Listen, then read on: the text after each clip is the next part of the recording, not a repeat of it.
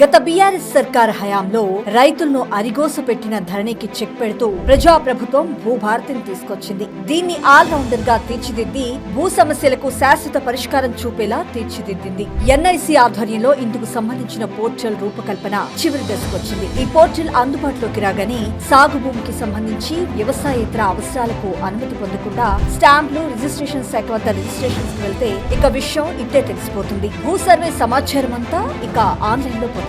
భూభారతితో నక్ష survey పట్టాలు అందుబాటులోకి రానున్నాయి. స్టాంపులు రిజిస్ట్రేషన్ శాఖ, భూమి కొలతల దస్త్రాల నిర్వహణ శాఖ, రెవెన్యూ శాఖలకు సంబంధించిన సమాచారం పొందడం ఇక ఈజీ అవుతుంది. భూముల సర్వే, సరిహద్దు వివాదాలపై స్పష్టత కోరే అవకాశం ఉంటుంది. అటవీ, రెవెన్యూ, దేవాదాయ, వక్ఫ్ తదితర ప్రభుత్వ భూములతో సరిహద్దు సమస్యల వివరాలు కూడా పొందవచ్చు. స్టాంపులు, రిజిస్ట్రేషన్ శాఖ కార్డు ద్వారా అందించే సేవలన్నీ ఈ పోర్టల్ ద్వారా లభిస్తాయి. స్థిరాస్తులకు సంబంధించి స్లాట్ నమోదు చేసుకోవడం, ఈసీలు పొందడం, సర్టిఫైడ్ డాక్యుమెంట్స్ పొందడం లాంటి సేవలు అందుబాటులోకి వస్తాయి. ప్రభుత్వ భూములకు రిజిస్ట్రేషన్లు కాకుండా అరికట్టడానికి వీలుంటుంది. జనవరిలో భూ యజమానులకు జారీ చేయనున్న తాత్కాలిక భూదార్తో భూ సంబంధిత సమగ్రమైన సేవలు ఈ పోర్టల్ ద్వారా అందుబాటులోకి వస్తాయి. బ్యాంక్ రుణాలు, తాకట్టు, వ్యవసాయ సంబంధిత అవసరాలకు యాజమాన్య హక్కుల పరిశీలన కూడా ఈ పోర్టల్ ద్వారానే జరగనుంది. రాష్ట్ర ప్రభుత్వ పథకాలతో పాటు కేంద్ర ప్రభుత్వ పథకాలకు కూడా ఈ పోర్టల్లోని సమాచారమే ఉపయోగపడనుంది.